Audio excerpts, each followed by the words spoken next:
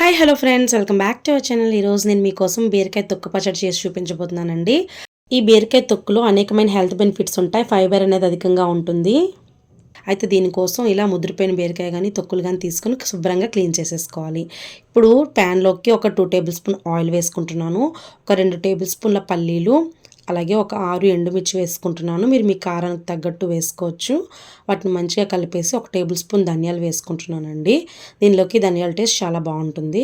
ఒకసారి ఇదంతా కొద్దిగా ఫ్రై చేయాలి. ఇప్పుడు జీలకర్ర ఒక టేబుల్ స్పూన్ వేసుకుంటున్నాను. అలాగే నువ్వులు ఒక టేబుల్ స్పూన్ వేసుకుంటున్నానండి. వీటన్నిటిని సిమ్లో పెట్టుకొని వేయించుకోవాలి. బాగా వేగిన తర్వాత దీన్ని ఒక బౌల్లోకి తీసేసుకుందాం. ఇప్పుడు అదే ప్యాన్లో ఒక టేబుల్ స్పూన్ ఆయిల్ వేసి తొక్కుల్ని చిన్న చిన్న ముక్కలుగా కట్ చేసుకొని శుభ్రంగా క్లీన్ చేసేసుకున్నాం కదా, వాటిని వీటిలో వేసేసుకోవాలన్నమాట. వేసుకొని మంచిగా కలుపుకోవాలి. నాకు ఒక కప్పు నిండా ఈ తొక్కులు వచ్చాయండి, బీర తొక్కు. అలాగే దానిలో కొద్దిగా వెల్లుల్లి రెబ్బలు వేసుకుంటున్నాను, 2 వెల్లుల్లి రెబ్బలు. అలాగే నిమ్మకాయ సైజ్ అంతా చింతపండు, చిన్న నిమ్మకాయ సైజ్ అంతా చింతపండు వేసుకుంటున్నాను. మొత్తాన్ని సిమ్లో పెట్టేసి బాగా కలుపుకోవాలండి. పచ్చివాసన పోయినంత వరకు దీన్ని వేయించుకోవాలి. ఇలా వేగిపోయిన తర్వాత దీన్ని ఒక మిక్సీ జార్లోకి తీసేసుకొని మిక్సీ పట్టుకోవాలి.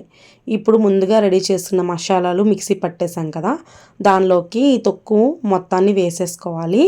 వేసేసుకొని కొద్దిగా వాటర్ వేసుకుంటూ మిక్సీ పట్టేసుకోవాలి మెత్తగా. కొంచెం కోర్స్గా మిక్సీ పట్టుకుంటే మరీ మెత్తగా అవ్వకపోయినా పర్లేదు, కొంతమందికి మెత్తగా ఇష్టం ఉంటుంది. ఇప్పుడు పోపు పెట్టేశానండి.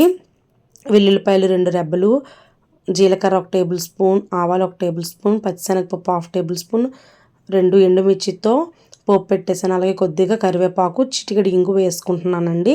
మొత్తాన్ని మంచిగా సిమ్లో పెట్టుకొని పోపు రెడీ చేసేసుకోవాలి. ఇలా చేసుకున్న పోపులో ఇప్పుడు రెడీ అయిపోయిన స్మూత్ పేస్ట్ ఉంది కదా మనది, బీరకాయ తొక్కు పచ్చడి, అది వేసేసుకోవాలి. వేసేసుకొని మొత్తాన్ని ఒకసారి కలిపేసుకోవాలండి. పచ్చివాసన పోయినంత వరకు ఒక 1 or 2 minutes వేయించుకుంటే చాలా టేస్టీ బీరకాయ తొక్కు పచ్చడి రెడీ అయిపోతుంది. Thank you for watching.